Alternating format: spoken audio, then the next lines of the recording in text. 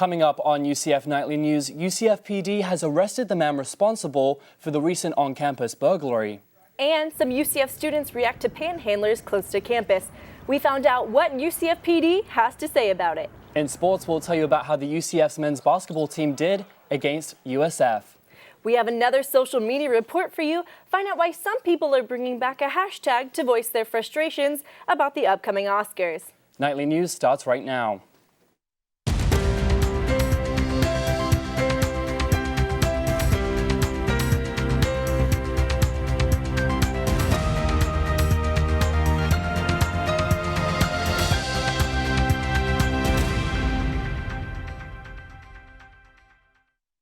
Good afternoon and welcome to Nightly News. I'm Edward Locke. And I'm Victoria Pasillo.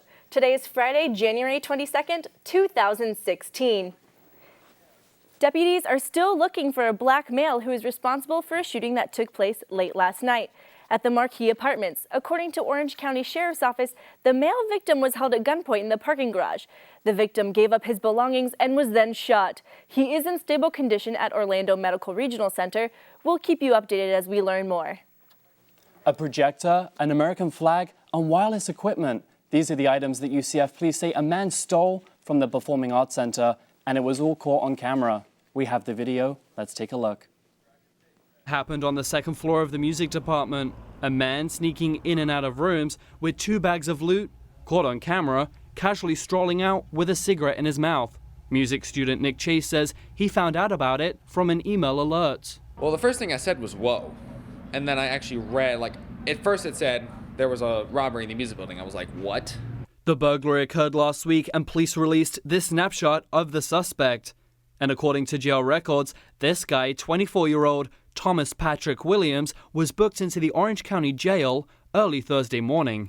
He faces 2 third-degree felonies, including burglary of a structure and grand theft. For theater student Jessica Walters, it wasn't just a crime against the school, but also against the students. It definitely takes learning opportunities away from students that needed them. Maybe the projector was going to be used for a presentation the next day, but now they don't have one.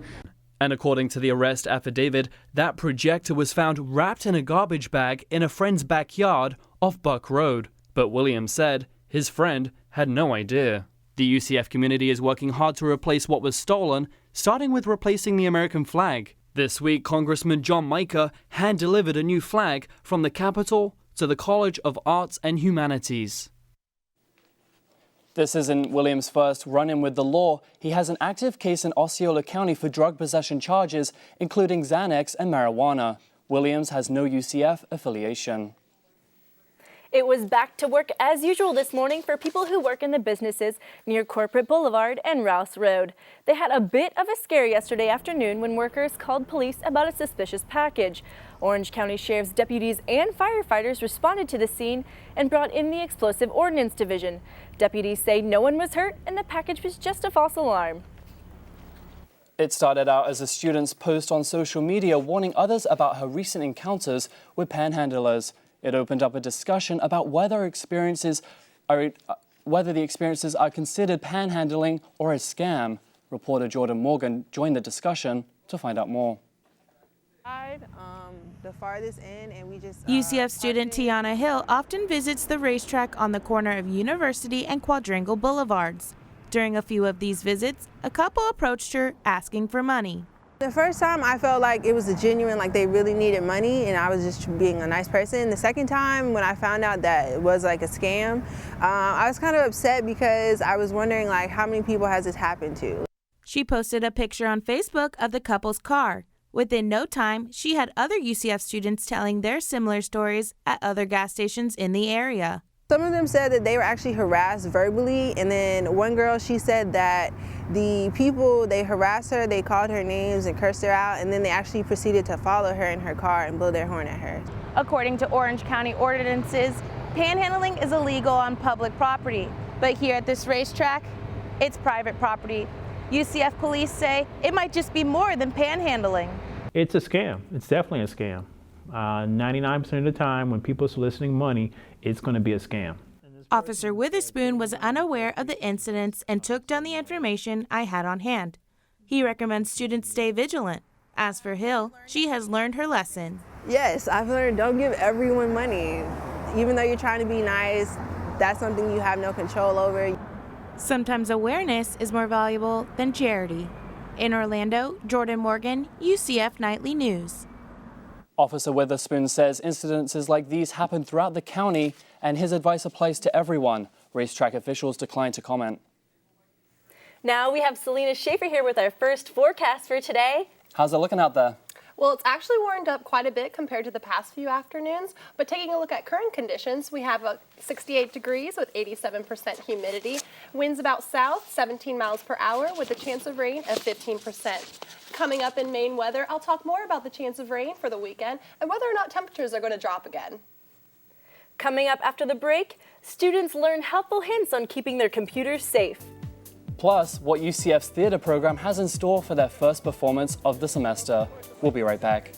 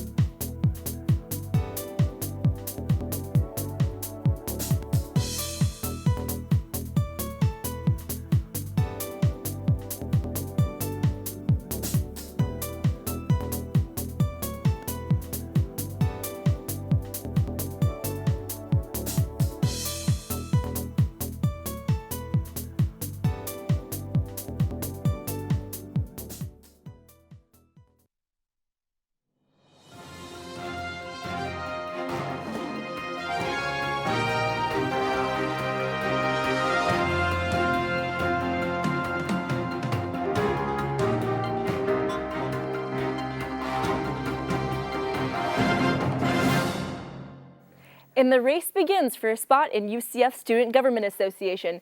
This time around, more sessions are available for anyone interested in becoming president and vice president. Whitney Barnes, the SGA Supervisor of Elections, says increasing the amount of informational sessions will ensure busy students can make it out to one.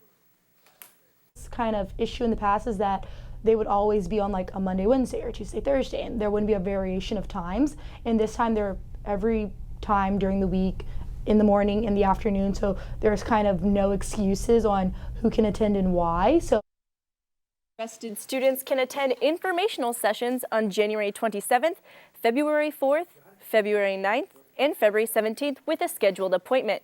To set up a time, email sga_ec@ucf.edu. A software company released a study of cities that are most infected by malware because of their population. Orlando ranked third on that list.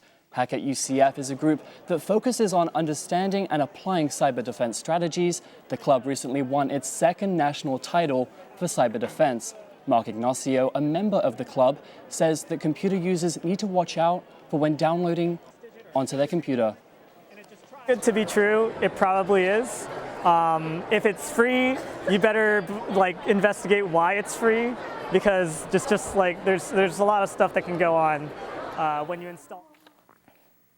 Ignacio says free downloading is an issue because there is no telling what you're actually putting onto your computer. He recommends having malware protection software on that computer as a backup plan. Last night was opening night for the theater production Spunk and the Harlem Literati.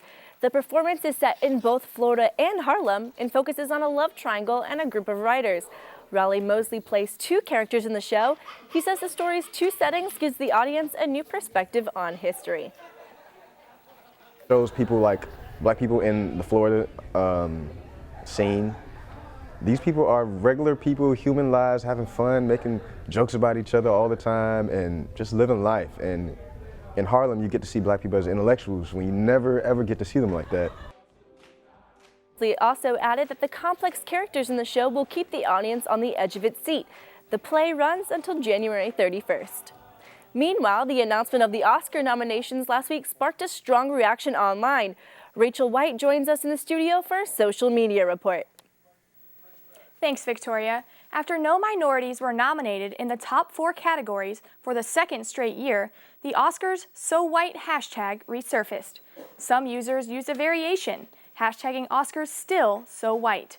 Celebrities including Lupita Nyong'o, Ricky Gervais, and Jada Pinkett Smith posted with the hashtag on social media sites. Pinkett Smith also announced her plan to boycott the ceremony in protest of the lack of diversity.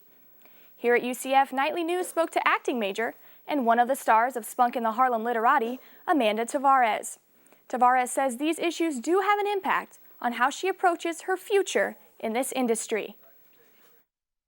Yeah, definitely. But I think it makes me want to keep being in my field and hopefully change that. And, you know, hopefully we keep being in movies and taking over the industry, whereas they have no choice but to nominate, you know. The president of the Academy, Cheryl Boone Isaacs, announced that the Academy will take a look at who votes for the awards. The Oscars will air live on February 28th. Chris Rock will host the ceremony. Back to you guys at the desk. Thanks, Rachel. After the break, we'll have another check of your weekend weather forecast. Plus, find out what new technology UCF engineers are working on that could throw you for a loop.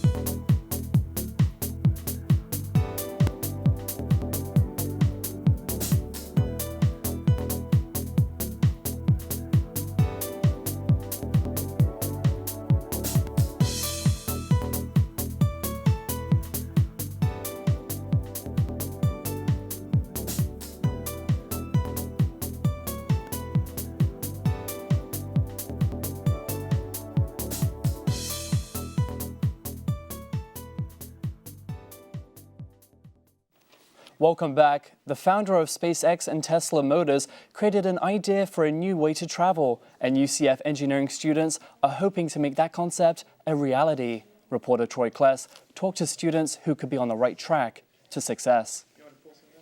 Here in the design lab, the team Podbreakers designed a part for a high-speed rail system. Jonathan Iescas tells us his team has pulled out all the stops. It was challenging, but it kept us motivated and it kept us moving forward because we knew it wasn't going to be easy. In 2013, SpaceX founder Elon Musk created the idea for Hyperloop, a rail system that carries passengers in a vacuum tube. And it's fast, really fast. Take Sunrail, for example. A Sunrail train can travel up to 79 miles per hour. The Hyperloop could go up to 750 miles per hour. And it would be easier to maintain, so this is definitely going to expand further than the U.S. and can go globally. Podbreakers will pitch their design at Texas A&M University next weekend to earn a place on the test track in California this summer. This is a really neat idea, and I'm glad to have this opportunity to be part of this team to represent the UCF nationally. The Podbreakers designed their emergency brake system to help keep the pods more safe. The creators of Hyperloop believe that traveling in tubes will one day be more practical than traveling on railroads. While Sunrail moves people in and out of Orlando, other long-distance rail projects are in the works. All Aboard Florida is planning to run from Orlando to Miami in 2017. Moving forward, Iescas believes the Hyperloop concept could be the future of transportation. People have been talking about this for years, people traveling in tubes, and it's actually now becoming a reality.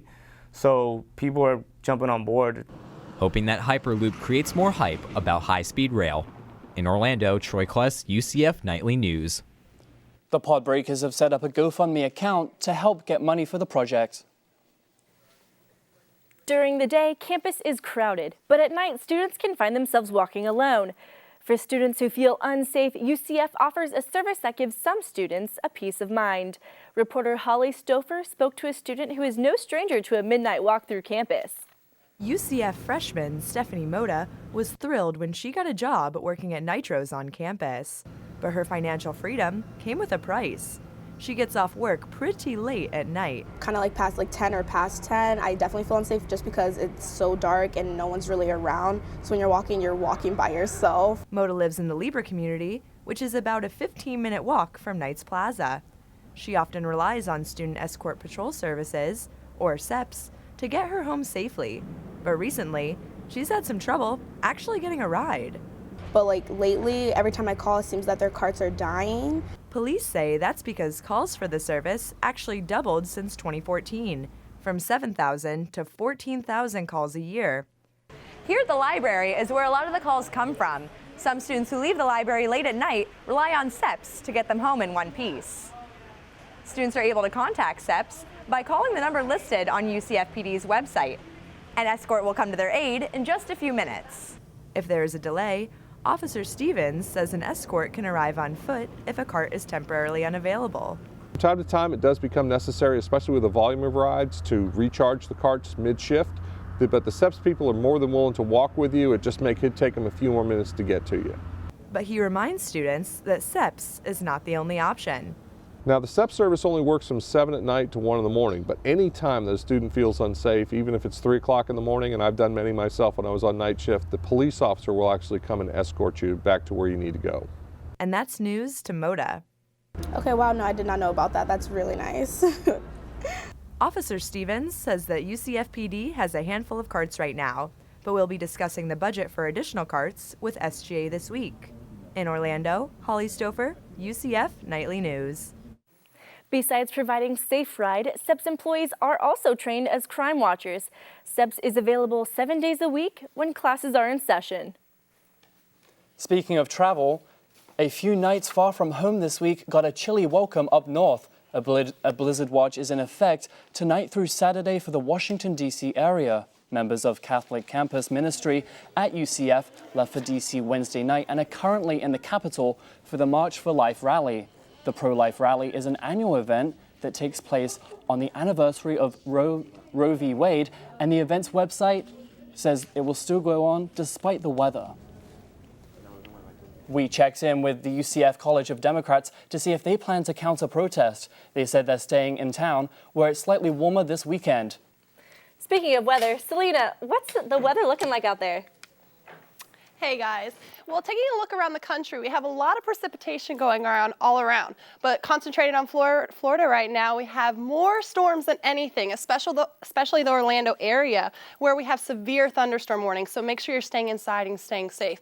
Taking a look at Winter Storm Jonas, the Northeast is getting beaten right now, and especially the areas of New York City, Baltimore, Philadelphia, we just want to make sure all those guys are staying safe and inside. Moving on to current conditions, we have 68 degrees with a humidity level of 87%, not such a great hair day, guys, with winds south 17 miles per hour and a chance of rain at 15%. Then we have our Florida highs all around, Tallahassee at 60, Jacksonville 65, Orlando's at a comfortable 68, Tampa 69, and Miami at a whopping 74. Then we have rain precipitation tally is all dry at a 0%, Jacksonville is more wet than anything at 100%, Orlando at a comfortable 15%, Tampa also 15, and 90% for Miami.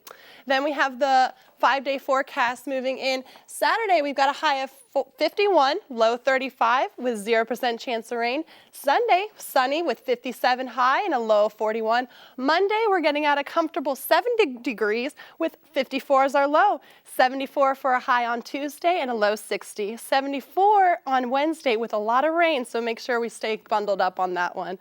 And that's all we have for weather today. Back to you guys. Thanks, Lena. After the break, we'll let you know how UCF's cheerleading squad did the national championship. Plus, we'll have another update with weather, what you can expect this coming weekend.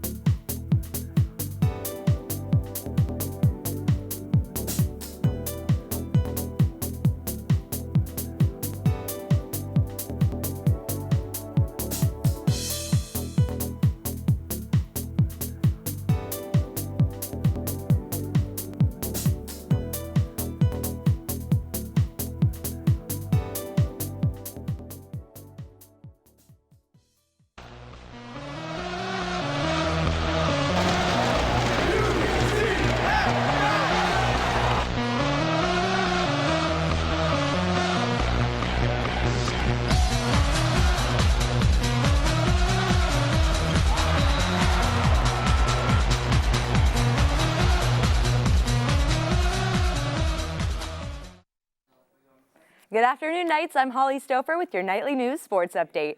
Despite a very hot start, the Orlando Magic seem to have lost their magic touch following a tough loss against Philadelphia. The Magic now have their fourth game in a row and are falling out of the playoff picture. The Magic face the Hornets tonight at the Amway Center. The men's basketball team traveled to Tampa to face off against USF on Wednesday. The Knights defeated the Bulls 64-54 to complete the season sweep of the Bulls. A.J. Davis led all scorers with 18 points. The team is now second in conference standings with a 4-1 record in league play. The Knights' next game is on Sunday at Tulsa. The women's basketball team visited the University of Connecticut earlier this week. The team entered the game looking for back-to-back wins, but fell to the Huskies 106-51. UConn is currently the #1 ranked team in the nation, so it was always going to be a tough game for the Knights. Zykira Lewis led the way for the Knights with 20 points. The Knights face off against USF on Sunday at the CFE Arena. Last week, we told you that the UCF cheerleading team was taking part in the UCA National Championship. At the end of the 3-day competition, the Knights took home their 3rd consecutive second-place finish. Coach Linda Gooch says a few mistakes cost them a chance at the title, but she was very pleased with the team's performance. She's already getting the team ready for what is ahead of them in the future. Now we're looking already to next year. With our sport, we've got to come up with new and creative pyramids and things that are going to wow the judges for next year. Coach Gooch says it will be tough to replace the seniors on the team, but she hopes some of the underclassmen can fill their shoes. The team will still perform at every men's and women's basketball games this semester. The UCF softball team was voted as the preseason favorites to win the American Athletic Conference. The Knights have won back-to-back conference championships. Coach Renee Gillespie says the team is honored to be voted as the favorites to win the conference. And it's not considered pressure. You know, for the girls, I said last year's over with. You know, we were 50-9. It was a great season, but it's a new season. It's a new start, and we can't look back. We have to be able to focus on what we need to do now and take care of business on what we do every day now. Coach Gillespie says the Knights' goal this season is to make the Women's College World Series. It will be a tough road ahead as they play against 4 of the 8 teams that were in the Women's College World Series last year. The Knights began practicing last week, and their first game is less than 3 weeks away. Well, that's all the time we have in sports. Back to you guys at the desk. Thanks, Holly. Selena is now here at the desk with a final look at the weather. Selena, how does it look out there? It was pretty wet outside. It was, but right now we're looking at a comfortable 69 degrees, which is the highest it's going to get today. Unfortunately, the rain is going to continue through the evening, but no worries because we have a rain-free weekend ahead with highs in the mid-70s. So it's going to be really great to get out there. I know there's a lot of events going on at Lake Eola, so it'd be a great time to get some friends and go and have some fun. Ed, let's go to Lake Eola. Let's do it. We're gonna go out there. It'll be a great weekend to do it. The whole gang. Well, that's all our time for right now. Thanks for joining us. Remember, you can always get updates during the week on our website, nightlynews.ucf.edu. And if you've got a story idea you want us to know about, send it our way. You can reach us at nightlynewsucf@gmail.com. Thanks for watching and have a good day.